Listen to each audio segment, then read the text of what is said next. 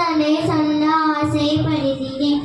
தொழுதையின் சொன்னதான முறை நிலை மற்றும் தாய்தலை உயர்த்தும் முறை. 1.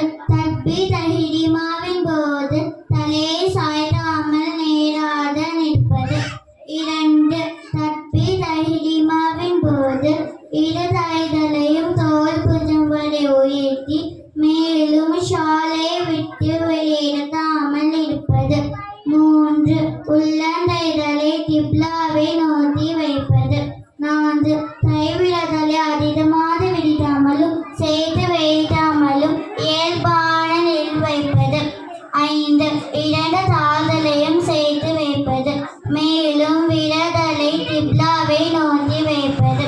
6. நிலை நிற்கும் போது பார்வை சஜிதா சேமிடத்தில் வைப்பது. கைகளை தட்டும் முறை. 1. வலதுள்ளங்கை இடது புறத்தின் மீது புறம் வைப்பது. 2. நெஞ்சு மீது இரு கைகளை தட்டுவது. அஸ்ஸலாமு அலைக்கும் வரஹ்மத்துல்லாஹி